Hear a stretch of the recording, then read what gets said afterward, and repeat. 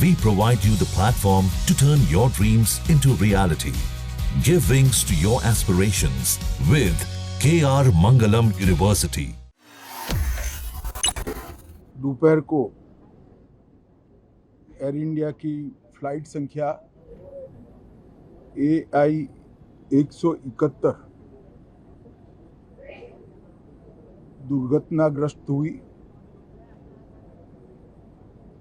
और कई पैसेंजर इसके अंदर हताहत होने की संभावनाएं हैं। इस घटना से पूरा देश क्षुब्ध है और पूरा देश एक साथ पूर्ण संवेदनाओं के साथ ये जो दुर्भाग्यपूर्ण हादसे में पैसेंजर हताहत हुए हैं, इनके परिजनों के साथ खड़ा है। सबसे पहले मैं भारत सरकार, गुजरात सरकार, भारत सरकार के प्रधानमंत्री जी और गुजरात सरकार की ओर से भी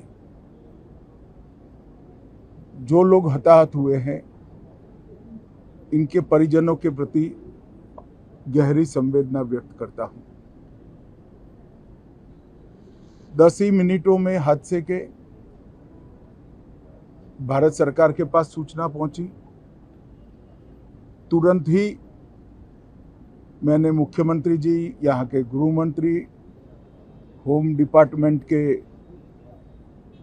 control room, civil aviation department, civil aviation मंत्री, सभी से संपर्क किया। प्रधानमंत्री जी का भी तुरंत ही फोन आ गया और भारत सरकार और गुजरात सरकार के सभी डिपार्टमेंट एक साथ होकर राहत और बचाव कार्य में लगे। इस विमान में कुल मिलाकर 230 यात्री देश के और विदेश के और 12 क्रू मेंबर सवार थे। इसमें से एक यात्री का बचने का अच्छा समाचार मिला है, मैं उनको मिलकर आया हूं। मृत्यु का आंकड़ा तो DNA परीक्षण और यात्रियों की पहचान के बाद ही अथॉरिटी अधिकृत रूप से घोषित करेगी, मगर जो यात्री बचा है उसको मैं मिलकर आया हूं। घटना के तुरंत बाद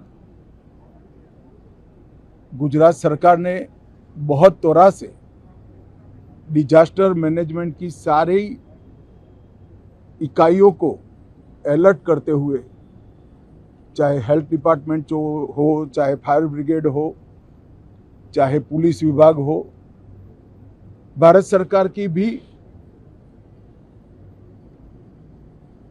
CAPF को संपर्क कर सभी ने एक साथ मिलकर राहत और बचाव का कार्य चालू किया। मगर 1.25 लाख लीटर ईंधन विमान के अंदर ही था और लगभग गर्मी, तापमान इतना ऊंचा हो गया कि किसी को बचाने की मौका ही नहीं मिला। अब मैं घटना स्थान पर भी जाकर आया हूं। सारे यात्रियों के मृतदेह को बाहर निकालने का काम लगभग समाप्त हो चुका है। जितने यात्रियों के परिजन यहाँ पहुँच चुके हैं, वो सबका DNA लेने की कार्यवाही भी 2-3 घंटों में समाप्त हो जाएगी। विदेश में जिनके परिजन हैं, उनको सूचना देने की कार्यवाही समाप्त हो चुकी है और जैसे ही पहुँचते हैं उनके भी DNA सैंपल लिए जाएंगे और मृतदेहों की पहचान के लिए जितने मृतदेह मिले हैं, इनके भी DNA सैंपल लेने की कार्यवाही समाप्त हो चुकी है। गुजरात में ही लगभग 1000 के आसपास डीएनए टेस्ट करने पड़ेंगे। ये सभी टेस्ट करने की क्षमता गुजरात में विकसित है, तो डीएनए टेस्टिंग के लिए कहीं गुजरात के बाहर जाने की ज़रूरत नहीं पड़ेगी। गुजरात की एफएसएल और नेशनल फॉरेंसिक साइंस यूनिवर्सिटी दोनों मिलकर कम से कम समय में डीएनए का परीक्षण पूरा करने के बाद परिवारजनों को अपना मृतदेह परिजन का मृतदेह सौंपने का काम करेंगे।